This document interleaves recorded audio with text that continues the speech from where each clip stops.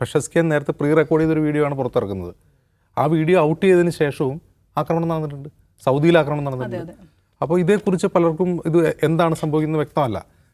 ഞങ്ങൾ ആക്രമിക്കില്ല എന്ന് പറഞ്ഞിട്ടും ആക്രമണം ഉണ്ടാകുന്നു എന്ന് പറയുമ്പോൾ യഥാർത്ഥത്തിൽ പെഷസ്കിയാൻ സംസാരിക്കുന്നത് ആർക്ക് വേണ്ടിയാണ്, എന്തിനു വേണ്ടിയാണ് എന്നുള്ളൊരു ചോദ്യമുണ്ട്.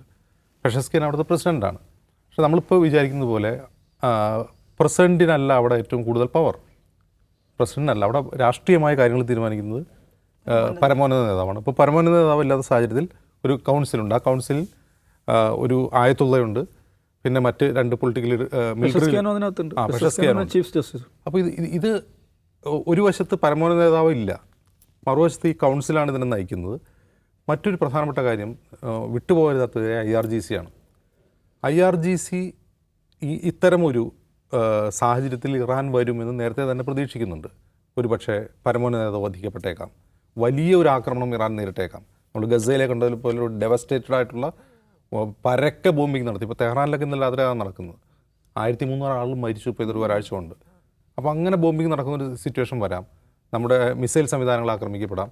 അങ്ങനെ വന്നു കഴിഞ്ഞാൽ എന്ത് ചെയ്യണമെന്ന് വർഷങ്ങൾക്ക് മുമ്പ് തന്നെ IRGC എന്ന് പറയുന്ന ഈ ടോപ്പ് മിലീഷ്യ അവർ പ്ലാൻ ചെയ്ത് വെച്ചിട്ടുണ്ട്. ആ പ്ലാനിങ് എങ്ങനെയാണെന്ന് വെച്ചാൽ, ഇപ്പോൾ സാധാരണ ഒരു സിംഗിൾ കമാൻഡായിരിക്കും സൈന്യത്തിനുണ്ടാവുക. അതിന് പകരം IRGCയുടെ ഓരോ യൂണിറ്റും അവർക്ക് ഇങ്ങനൊരു സിറ്റുവേഷൻ വന്നാൽ ഓരോ യൂണിറ്റും എങ്ങനെ പ്രവർത്തിക്കണമെന്ന് നേരത്തെ തന്നെ തീരുമാനിച്ചു വെച്ചിട്ടുണ്ട്. ഇപ്പോൾ GCC രാജ്യങ്ങളിലേക്കുള്ള ആക്രമണം പോലും വളരെ നേരത്തെ തന്നെ പ്ലാൻ ചെയ്തതാണ്. അല്ലാതെ അത് ആരെങ്കിലും ഓർഡർ ചെയ്തിട്ട് ചെയ്യുന്നതല്ല. ഇങ്ങനെ സംഭവിച്ചു കഴിഞ്ഞാൽ എന്ത് ചെയ്യണം നേരത്തെ തന്നെ തീരുമാനിച്ചിട്ടുണ്ട്.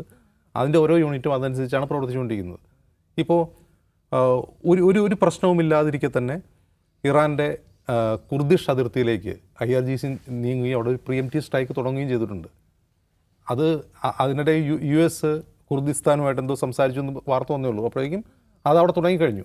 അപ്പോൾ കുർദുകൾ എന്തോ ആക്രമണം നടത്തുമെന്ന് കരുതിയല്ല, ഇങ്ങനെ സംഭവിച്ചാൽ നേരെ കുർദ് ബോർഡറിലേക്ക് പോകണം ഒരു യൂണിറ്റ് എന്നവർ നേരത്തെ തീരുമാനിച്ചിട്ടുള്ളതാണ്. സൗദിയും UAEയും ഉൾപ്പെടെയുള്ള രാജ്യങ്ങളെ അല്ലെങ്കിൽ മിസൈൽ അയക്കണം നേരത്തെ തീരുമാനിച്ചിട്ടുള്ളതാണ്. അതുകൊണ്ടാണ് ഈ ഫെബ്രുവരി 28 ഈ സംഭവം നടന്ന ഉടനെ തന്നെ പെട്ടെന്ന് തന്നെ അറ്റാക്ക് ചെയ്യുന്നതുകൊണ്ടാണ്. അതല്ലെങ്കിൽ അത്തരം ഒരു അറ്റാക്കിന് സമയം വേണ്ടി വരും. ഏത് രാജ്യമായാലും സമയം വേണ്ടി വരും. അതിന് തീരുമാനം എടുക്കണം, ഇതിനെ എന്ത് ചെയ്യണം, ഇത് അണിനിരത്തണം, ഈ മിസൈൽ സംവിധാനങ്ങൾ അണിനിരത്തണം, ഇത് ചെയ്യണം. ഇതങ്ങനെയല്ല, വിത്തിൻ മണിക്കൂറുകൾക്കകം ആക്രമണം തുടങ്ങി കഴിഞ്ഞു. അപ്പോൾ അതിനർത്ഥം ഇത് നേരത്തെ തന്നെ പ്ലാൻ ചെയ്ത് വെച്ചിട്ടുള്ള ഒന്നാണെന്നാണ്.